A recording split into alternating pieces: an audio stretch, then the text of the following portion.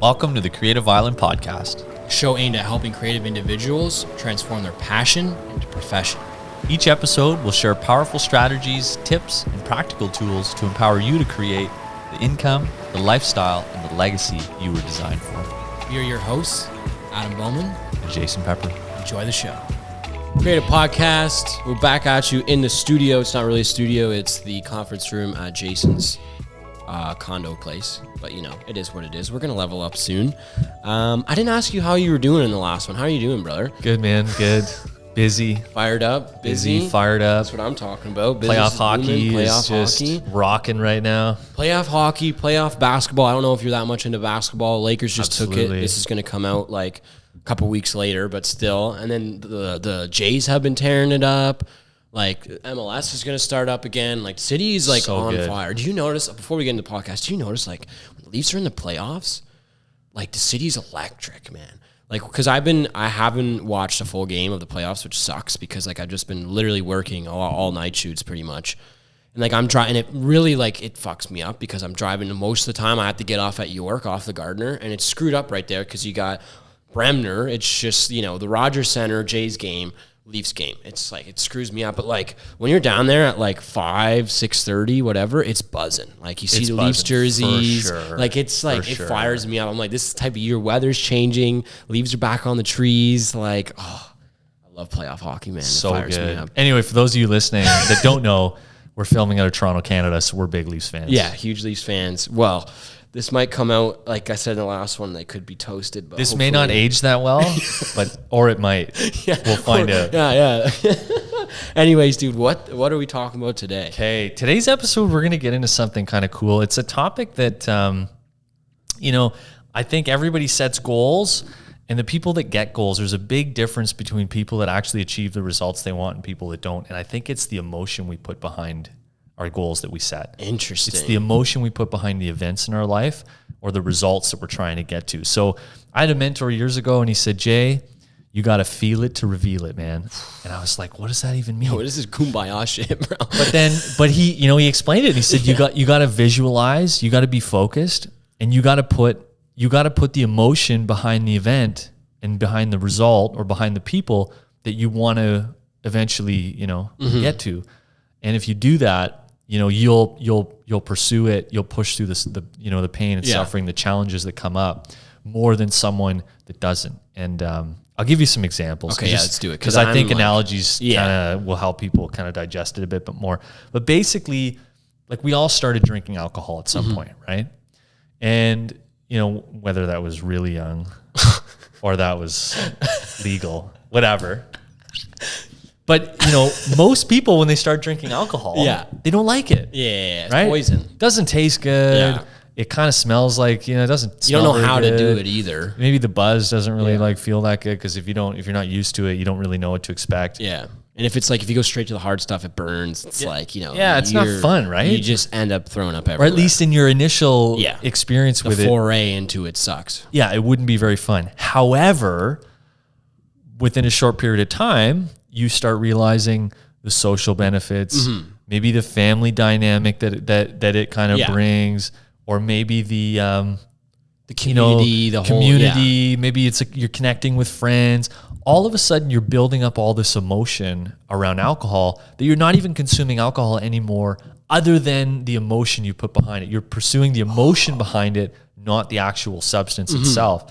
And so we can translate that into so many things in our life, right? Totally. Like you look at a gold medalist like Michael Phelps. Like Michael Phelps is like most decorated Olympian of all time. Yeah, like 28 gold medals or something. That's like crazy. That. Guy's a beast, right? That's insane. But, you know, he puts a lot of emotion around the result that he's trying to go for. Yeah. And he's really strategic on how he does that, right? And then when he does that, he kind of visualizes it. He puts a lot of emotion and feelings behind standing on that gold medal podium, and that helps him get through all those days in the pool. He doesn't miss a day in the pool. Like he's just like every day, like training every day, no matter what. Grinding. Non-negotiable. But he does that because it's part of the feeling that he's set and the intention that he's set because he's got all that emotion around the thing that he wants. Yeah. Right?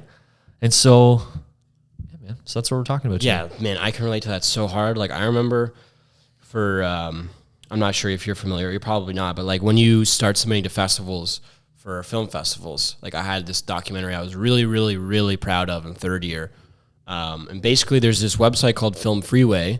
Well, it is like a pun on it because like basically it just has all of the film festivals across the planet in one place, and then you build a profile for your film, you submit all the copywriting, you submit all the photos, the trailers, whatever, and you basically just like pick and pay for whatever festivals you get, and then you get periodic emails like you aren't accepted, you are accepted, and man, when I got accepted to the first film festival ever, it was insane, euphoric feeling for like, you know, someone who has dreams of like just accomplishing the as much shit as you can in the film industry, basically, right? Totally. So like that, like you're just saying, like I've been chasing that feeling ever since. And then like once the email came in, like, oh, A Man in His Worlds wins 2 awards at the Canadian International Short Film Festival, I was like, are you fucking kidding me, bro? Like, and then it's just like, it was weird because it was bittersweet because I was like alone in my basement just like watching a movie. I forget what I was watching, but I was like, this is crazy. Like everyone in my house is asleep. I couldn't celebrate with anyone. But like tying it back to that feeling, like I'm chasing that, and it's like not going away. And then like the next year after that, this would have been like a year and a half ago, I edited and produced another documentary, and it's the same feeling. I didn't get the emails like my buddy Sam did. Shout out Sam Kilpatrick. He's a very talented filmmaker. He would like send me the screenshots of the emails like, oh, we got into here, we won this award, and it's just same thing. You're just like, oh man. So good. And then like it compounds because like you're chasing, you get used to it, so you just want more. You want to get bigger, you want to get bigger, you want to get bigger. So like the gold medals like don't change, but it's still the same feeling because like that's the cream of the crop for Michael Phelps or any Olympian. Anybody who's achieving anything. Yeah. Like your behavior every day and your habits every day define who you are. Mm-hmm. And it's all based on what you do. Like your habits are the things you choose to do, but you choose to do those things based on the feeling and the emotion you have behind them, right? You don't do something that you don't have.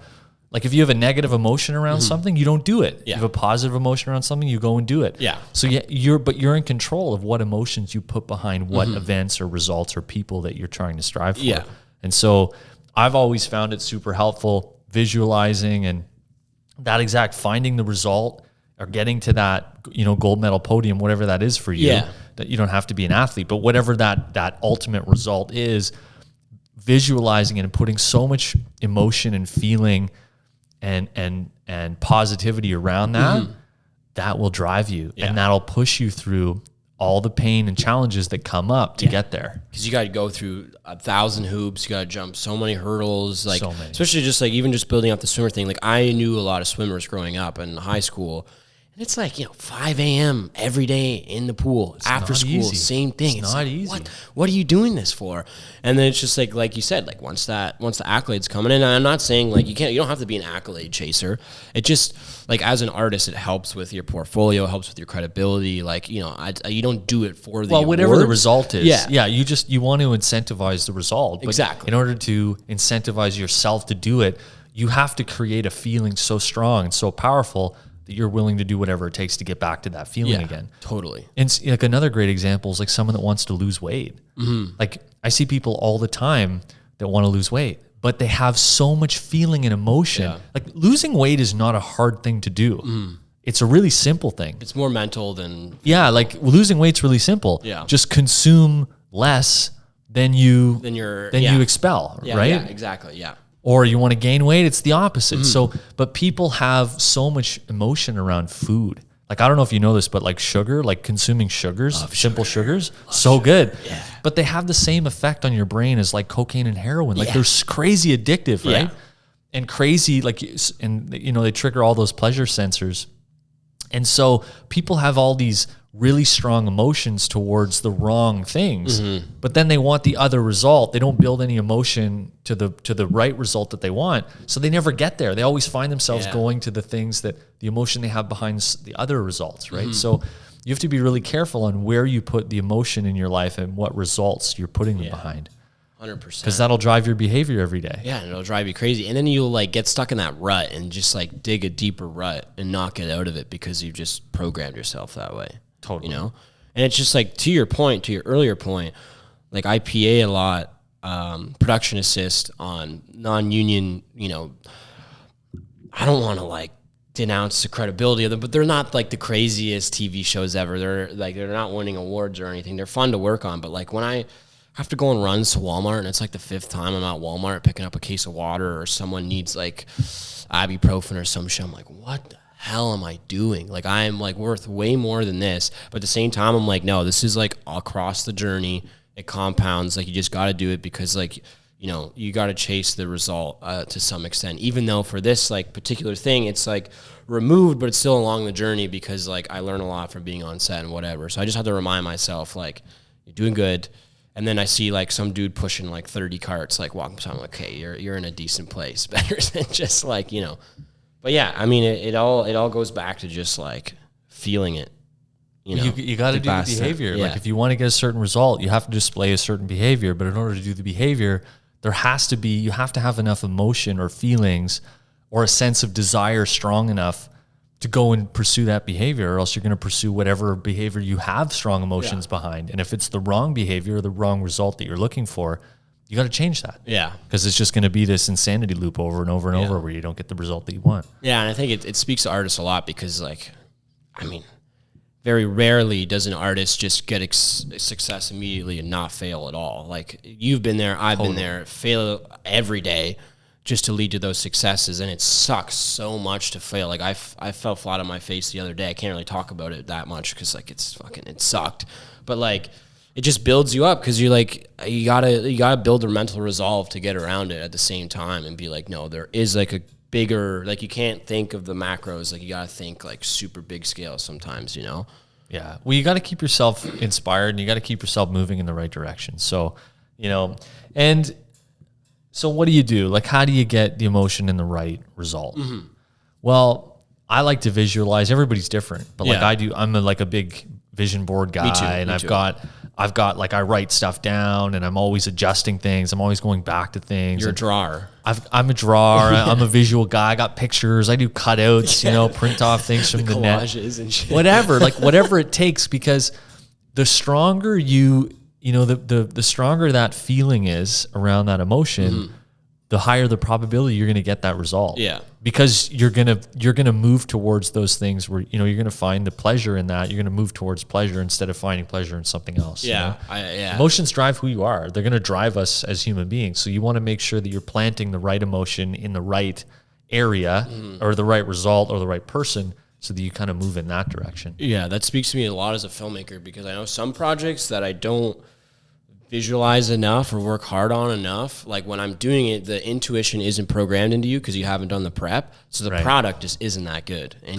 you show up and you don't perform, sort of thing. But I know, like, when you are just fixated on this one thing and you have these particular shots, or if it's like, you know, if you're a comedian, you know, this punchline hits every time and you know how you get the setup. And then if you're a musician, you know, like, if you're a drummer, you gotta like nail these notes just so that other parts are heavy. Like, when you visualize and you fixate on it so much, the product is just, it's so much more better than you could even imagine at sometimes, you know? Totally. It's just like, and then it goes back to that, like, when you really do put yourself on the line and give it everything, you get that reward and you get that result that you're really looking for 100% of the time. Like, that's what it's all about. Yeah, 100%. So what emotion are you putting, or what feelings are you putting behind people, results, and events in your life? And are they taking you to the next level, or are they working for you? Or are they working against you? Mm-hmm. You know, so I always like to do like a little checkup from the neck up every once in a while. Like that. And just like, you know, what emotions do I have behind certain things? Like, is my business not growing because my focus and my emotions are in something else that's contradicting that idea, you know? And you got to kind of clean all that stuff up regularly. Yeah, that's tough. Make sure things are in the right place. Fuck. That is tough. Shoot, I was going to say something. I forgot. God damn. What else you got written down? Anything else on this point? I'm trying to think of it literally escaped me as soon as I was going to talk. Talking's hard. I've noticed for this podcasting. Oh, actually, one thing I wanted to say, it's kind of a sidebar. I was texting you this the other day. Just like the result from the podcast, like doing this and having to speak and like look someone dead in the eye has helped me so much in like my business life, professional life, because like I can actually, like, before I was more timid and like I'm like a introverted extrovert, so like I had to warm up to people. But now I notice that like I can have eye contact, I'm fine. I'm like using bigger words because like I'm just more used to talking in a long form sort of way. And like a lot of the time, like film is all talking. Like you have to know how to talk to people. You gotta know, but like you gotta know when not to talk too. So like this just helps. And I guess it kind of comes back to that feeling, just to tie it into the podcast that we're doing right now.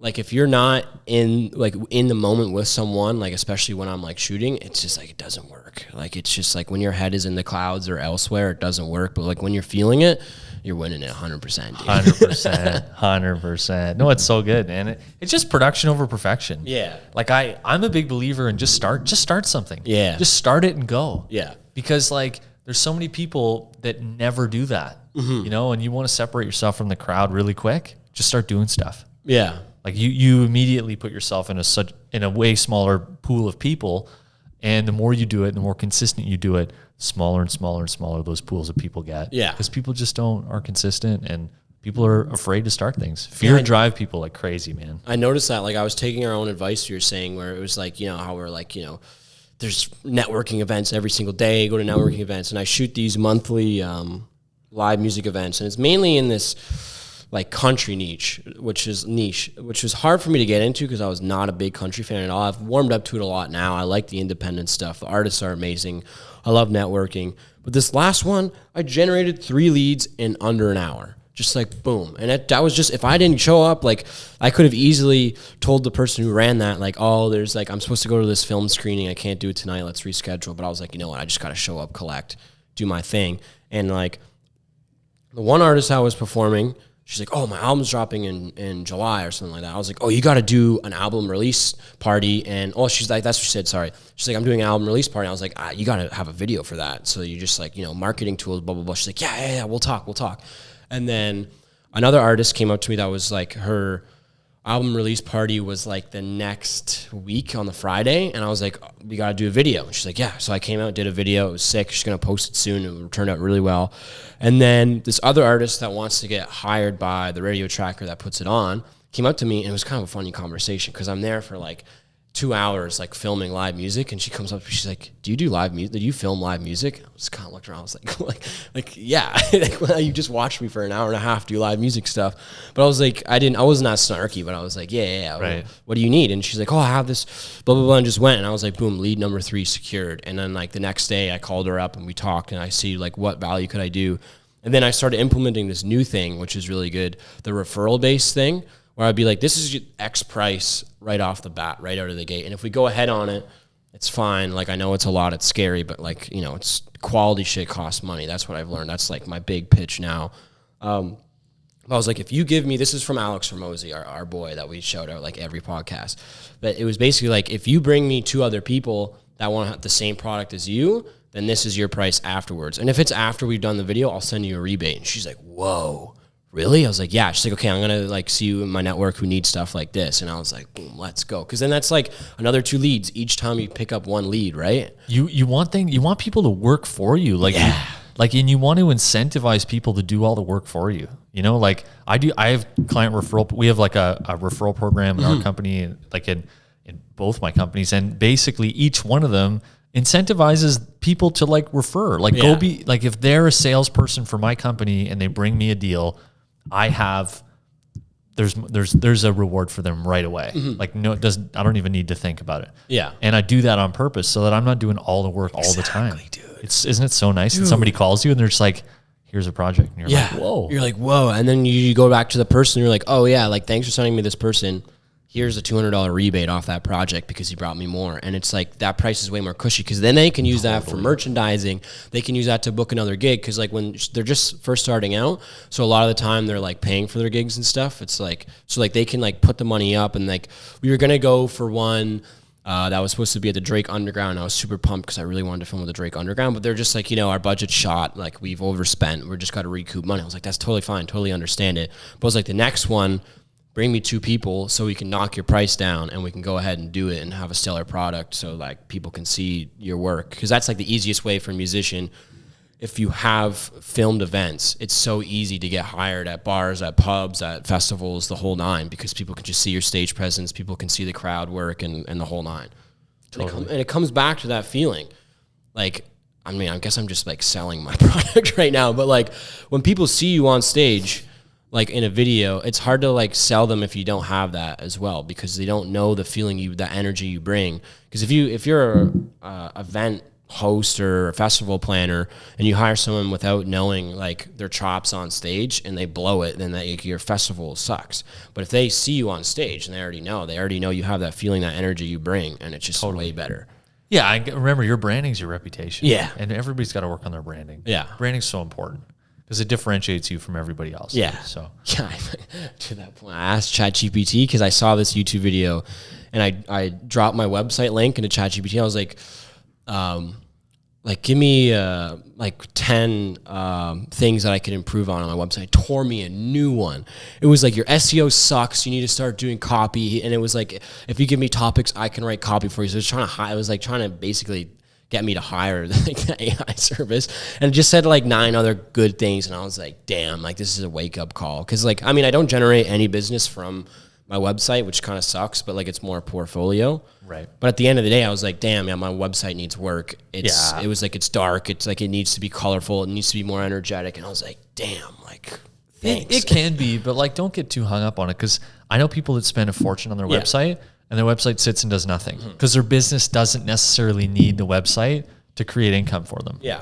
And so it's sort of it's all tailored. It's an individual thing. If your business needs a great website, awesome. Yeah. But if it doesn't, don't put the money into things that are more important. Yeah. And it was more of an experiment of like, what does ChatGPT, what does AI think about my website? And So it just funny. tore it apart. So funny. Most people's businesses, like especially artists, unless you're like, you know, maybe you have like a merch section where people can buy stuff online from you, or they can see your tour dates or something. It's like just an online business card. Yeah, exactly. Like the magic is at the show. The magic is your performances. Feel it to reveal it. Feel it to reveal it, guys. Like, at the end of the day, just do stuff that like, this kind of counteracts what we were saying last, but like, do stuff that makes you feel good. But at the end of the day, like if stuff makes you feel bad, like realize why it makes you feel bad and see the bigger picture that you can get from it and like achieve those goals, find the results you need. You're going to have to grind. You're going to have to do stuff you don't want to do. Yeah. But if it leads to you being able to do the stuff you want to do, then you want to chase that, because like we've all been there at low levels in our career. Like I am now, where I do a lot of stuff I don't want to, just because I know at some point I'm not going to have to do it anymore. I can delegate it away, build. Totally. Build. And remember, it's building a business is a really creative process, but then at some point starting a business is a really creative process. And then at some point you have to build the business, which is a really monotonous process. Yeah. And that transition has to happen. And you're going to have to do things that you don't want to do. But the best way to get through them successfully is to put emotions and visualize and get excited about the result that you're working towards, and you'll be able to endure the suffering and the pain way easier. Love it. You say everything way better than I can. On that note, feel it to reveal it. Thanks again, Creative Island podcasters, listeners. We appreciate you. Have a good one. If you enjoyed today's episode, please leave us a review. And if you'd like to be notified of more episodes, please be sure to follow the Creative Island podcast now. Want access to exclusive content, our community newsletter, live events, and so much more? Visit creativeisland.online today to join the Creative Island community. See you at the top.